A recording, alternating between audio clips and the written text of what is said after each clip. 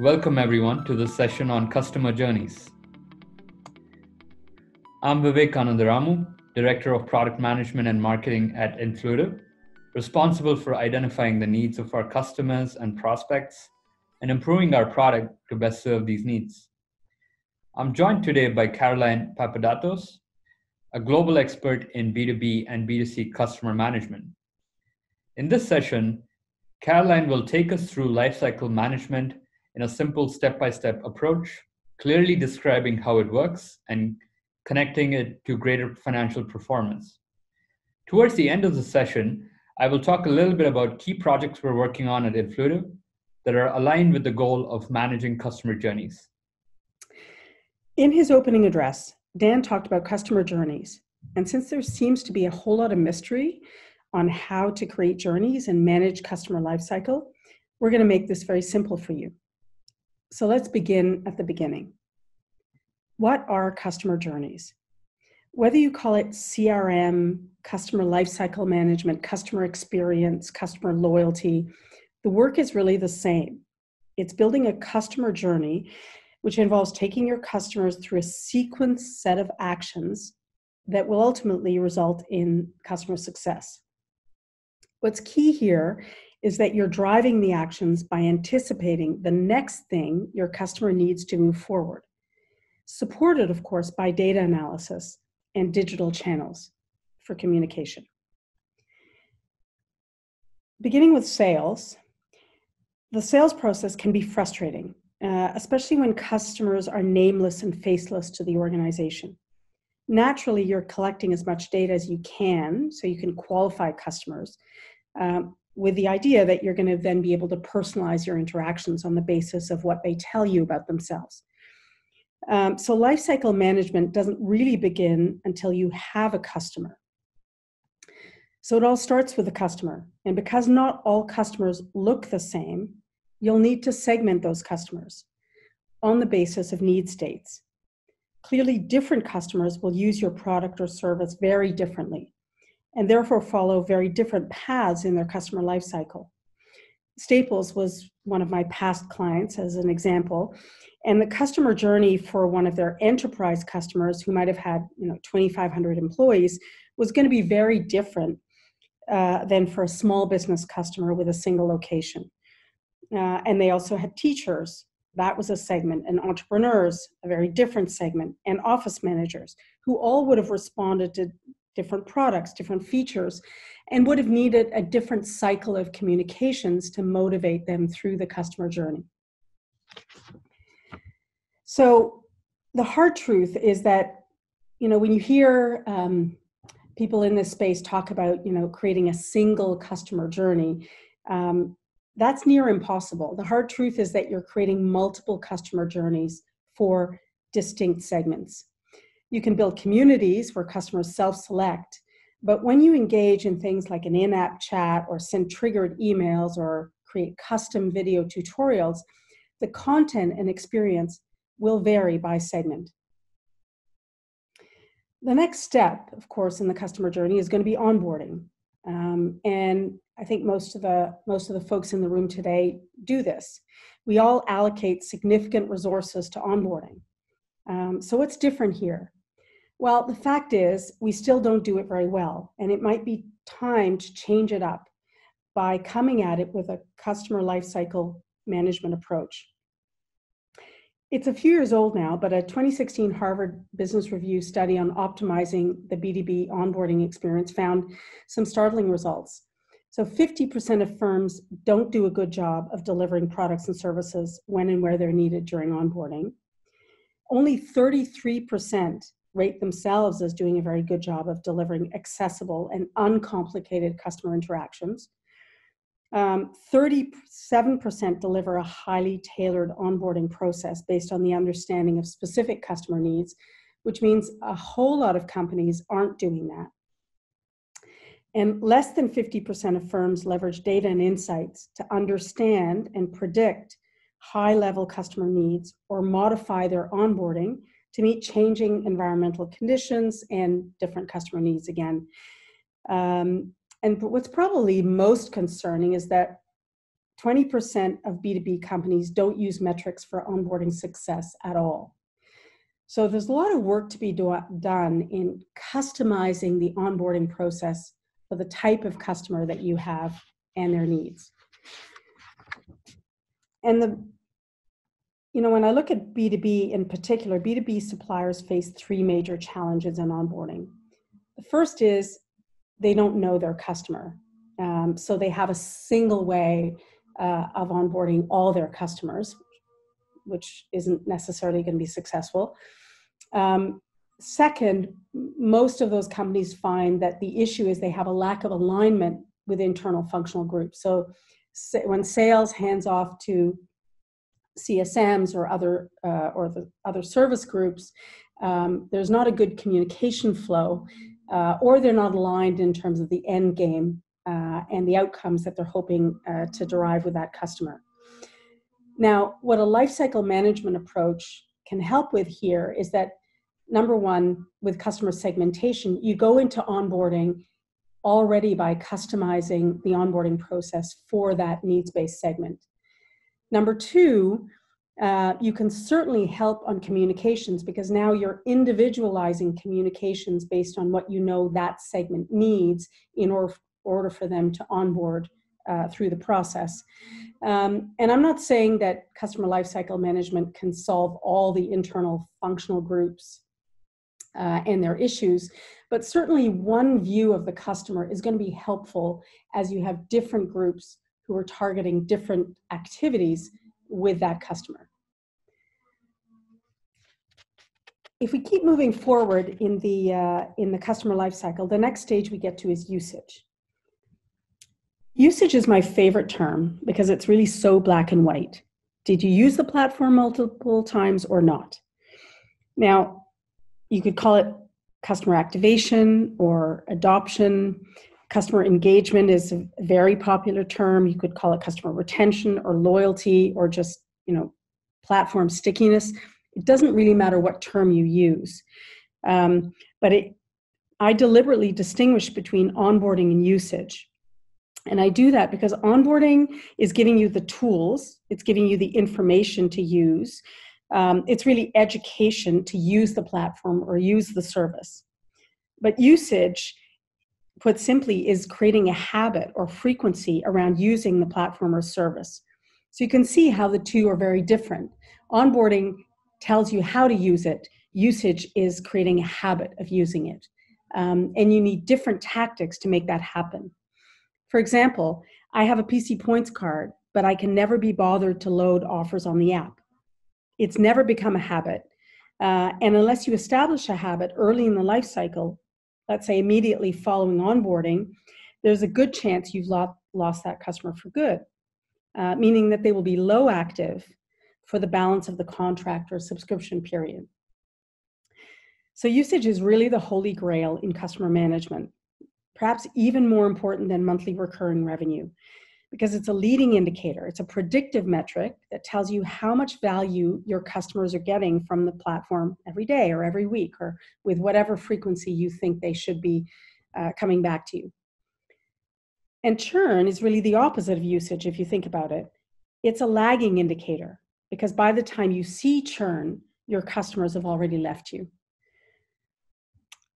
I also focus on usage because most companies do it poorly. Or what's worse, they don't even measure it consistently.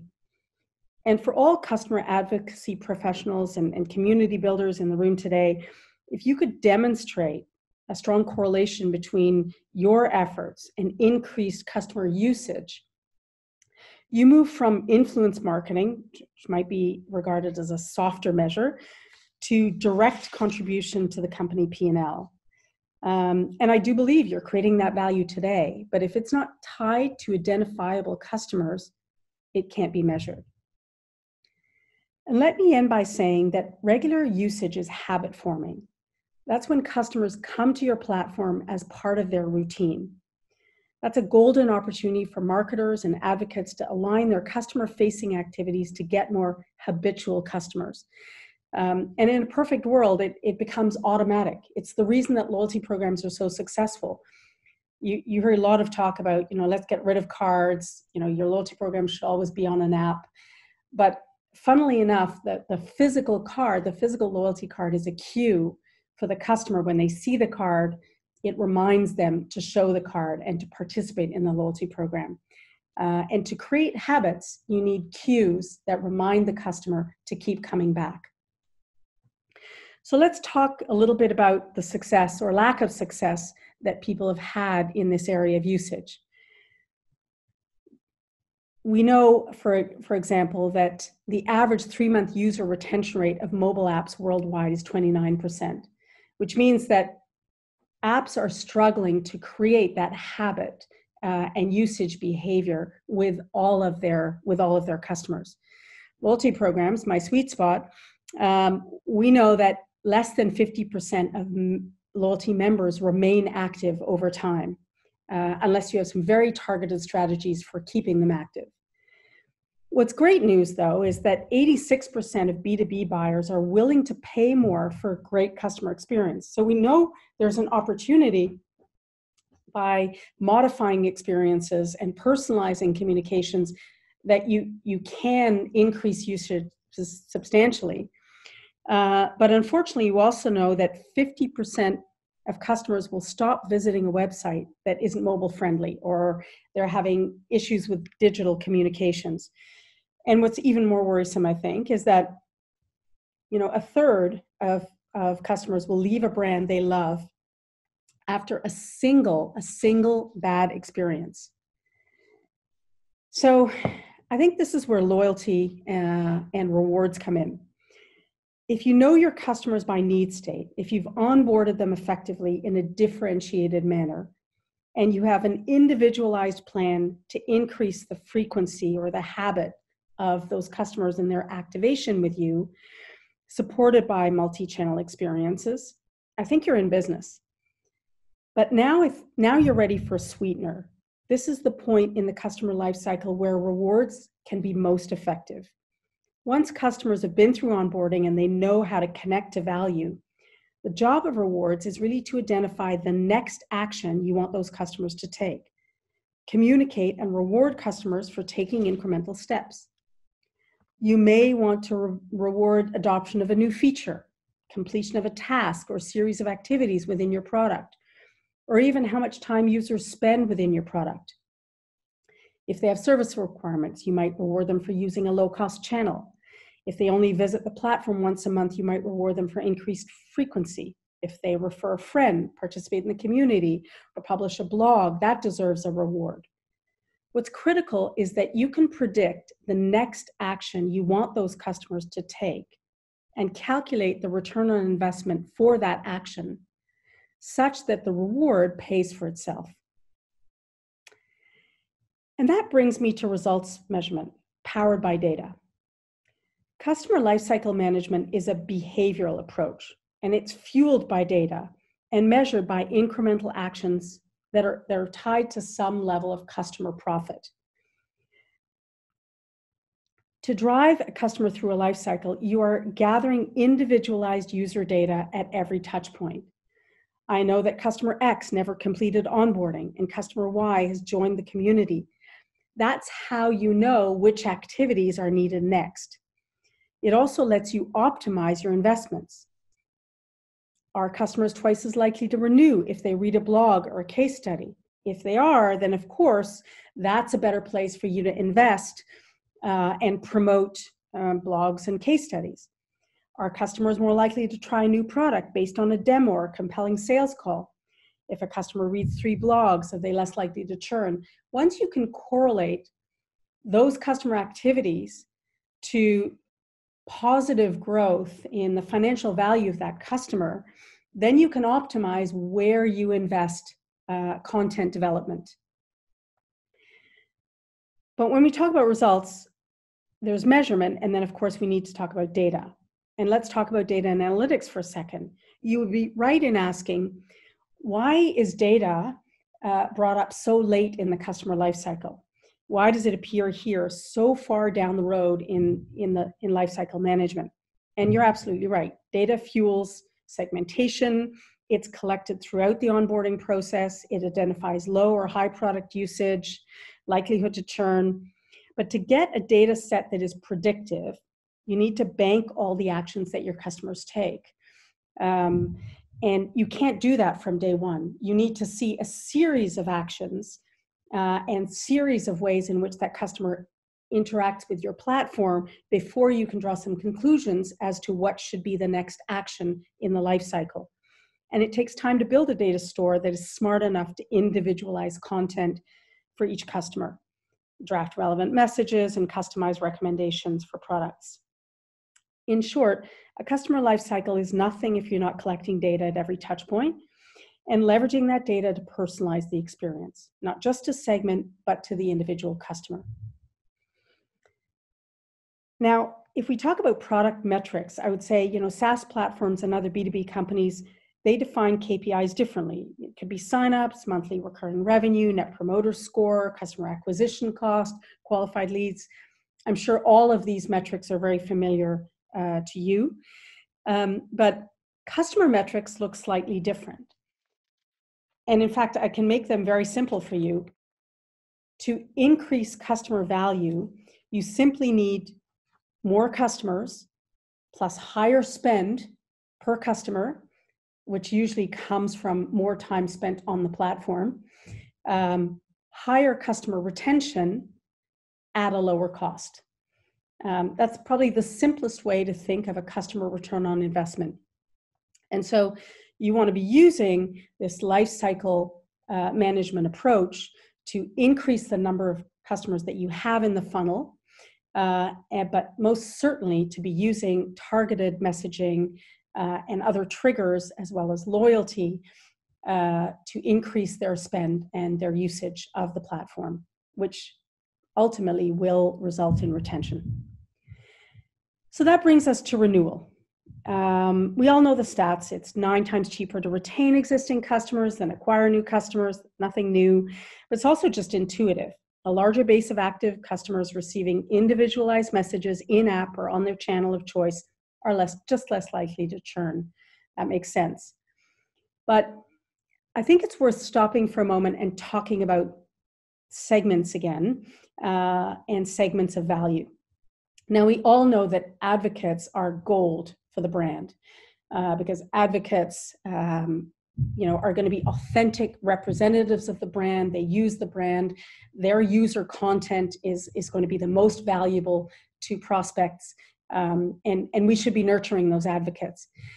But from a customer P&L standpoint, that next best segment, the potentials, are very, very important to the financial growth of the platform for 2 reasons. One is that while advocates may only represent 10 to 15% of the base overall, if you're lucky, for some brands that I've worked with, advocates could represent 40% of the margin, but only 5% of total number of customers. But the next best segment are those who have engaged with the brand but don't have high usage. So they could be they could be people who are early in their adoption cycle, but they're open to messaging from the brand. And if you can figure out what triggers to grow them, this potential base can represent perhaps 40 or 50% of all customers. And they're different than opportunists and occasionals. Every brand and every business has a long tail. It's much harder to encourage a customer who isn't really engaged with you in the first place. But potentials they look a lot like advocates, and they have many of the same attributes, and they're open to messaging. So identifying those potentials and probably over investing from a resource standpoint and marketing standpoint in growing that base of potentials that could represent 30 or 40% growth in your overall customer base and value is probably where you want to be thinking about redistributing or optimizing your investments for customer lifecycle management. And finally, that kind of brings us to sales enablement. So think of all the contents, blogs, video tutorials, case studies that were created to move customers through their lifecycle are also the most compelling content that builds awareness and grows the prospect pool in digital channels. And ultimately, therefore, lowers the cost of acquisition of that next customer. So now you have a strategic advantage, not just searching keywords because you know your own customers intimately, and those insights tell you what prospective customers are most likely to look like and what content is going to drive their behavioral change. And with that, I'd like to pass the mic to Vivek, who will share how Influitive is adapting the product to better support your customer journeys. Thanks, Caroline. It's incredible to see the entire customer journey come together. No doubt, multiple teams in an organization will play critical roles over the course of this journey.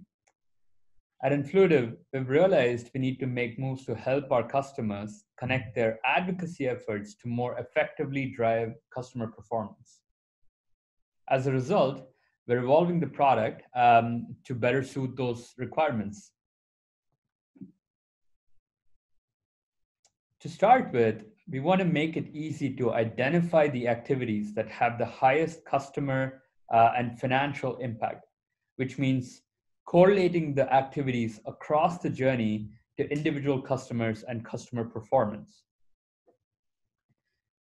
Second, we want to be able to visualize the workflows or campaigns that will drive these customer actions so that they can be better planned, better managed, and produce better outcomes.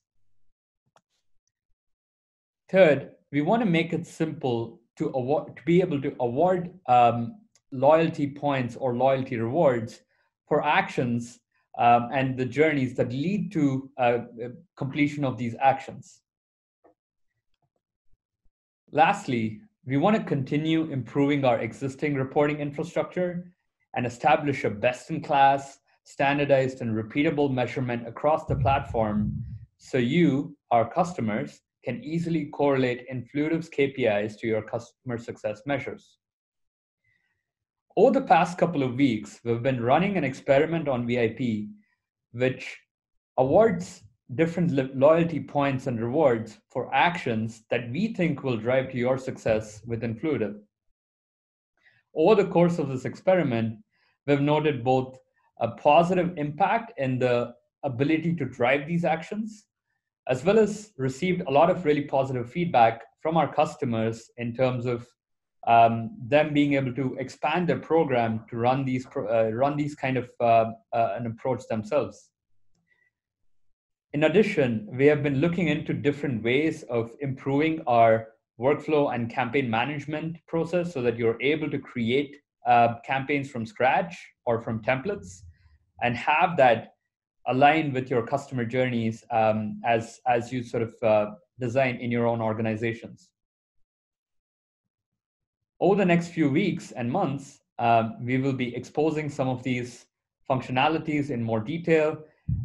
If you're interested in finding out more about the Influitive experiment, either get in touch with me directly at Vivek Anandaramu at influitive.com, or head to VIP and look for the tab called More Points to start a conversation. With that, I want to thank Caroline for walking us through our customer success and customer journey step-by-step guide that we went through. We hope that you found this session really useful and is something that you're looking forward to implementing in your own organization.